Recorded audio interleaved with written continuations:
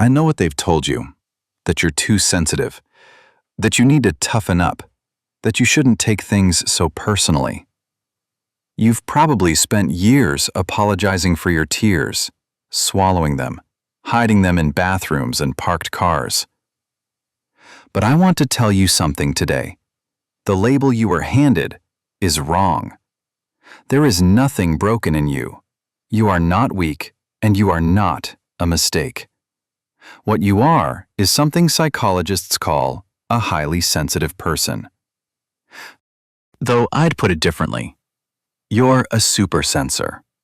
While most people record the world in standard definition, your brain is recording in 8K.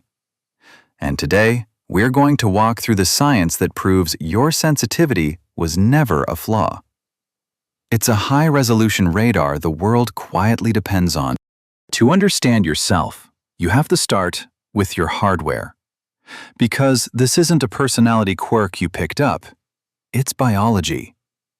Research shows your brain processes information differently than the other 80% of people around you. Picture the brain like a camera. Most people are filming life at maybe 720p. It's a clean picture. It's efficient. It does the job without using much memory. But yours films in 8K. And neuroscience points to 3 specific upgrades in your wiring that explain why everything feels so loud, so close, so much. The first is that your brain doesn't filter.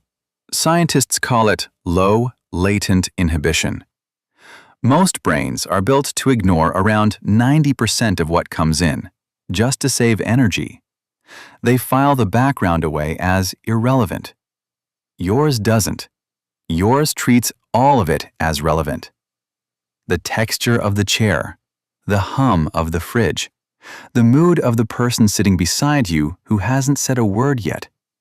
You take it in all at once. That's why you get overwhelmed. But it's also why you catch the beauty, the patterns, the small wrong note that everyone else walks right past. The second is empathy turned all the way up. There are neurons that let us feel what another person feels. Mirror neurons. In you, they run hot. You don't just understand that someone is sad. You feel their sadness land in your own chest. You're not imagining it, and you're not performing it. Your brain is genuinely simulating their state inside your body. You are an emotional sponge living in a world that spills constantly. And the third is the one people misread the most. Depth of processing. Psychologists call it the pause-to-check strategy. In a conversation or a decision, you might feel slower than everyone else. You might quietly punish yourself for hesitating, for overthinking, for needing a moment. But listen, you're not slow. You're thorough. While others stay shallow, just reacting to whatever is right in front of them, your brain is running deep. It's tying this moment to old memories, predicting where it leads, weighing what the words actually meant underneath. You don't hesitate because you're confused. You hesitate because your mind is running a full simulation to reach the best possible outcome. That's not a glitch. That's a higher form of computation. So you might be wondering, if this makes life harder, why did evolution keep it? This is the part that matters most.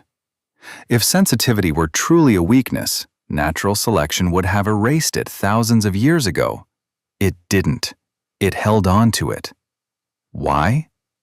Because the tribe needs you. In older times, the bold ones, the non-sensitive majority, did the hunting and the fighting. They were daring, they took the risks. But a tribe of nothing but fighters dies. They charge into danger with no plan. Every tribe needed the quiet advisor. That was you. You were the one who felt the weather shift before the storm came. You were the one who sensed the neighboring tribe was lying. What gets called your weakness is underneath, a finely tuned early warning system. The world right now is loud and fast and aggressive, built for the fighters. That's why you so often feel out of place. But don't confuse feeling out of place with having no worth. I also know this radar cost you something. Because you process everything so deeply, you hit your limit sooner than other people hit theirs. When you go quiet, when you shut down, when you need a dark room and a closed door, that isn't you being dramatic. That's your memory filling up. Your system has overheated, and it needs to cool. Science has a gentle way of describing this. Most people are dandelions. They're hardy. They grow anywhere. A crack in the pavement, a tended garden, it doesn't matter. The environment barely touches them. But you're an orchid. Put you somewhere harsh, noisy, toxic, and you wilt. You'll struggle where the dandelions barely notice. And for years, you've probably blamed yourself for not being one of them. But the research found something remarkable. They call it vantage sensitivity. Put an orchid in the right place, the right light, the right soil, the right care, and it doesn't just survive. It blooms with a depth and beauty no dandelion will ever reach. You don't need to harden yourself to endure the sidewalk. You need to move yourself to the greenhouse. When you shape your life around your sensitivity instead of against it, you don't just keep up, you go past them. So here's what I'd prescribe. Stop trying to install a thicker filter. You can't rewrite your biology, and honestly, you shouldn't want to. The world has plenty of numbness already. It doesn't need you with tougher skin.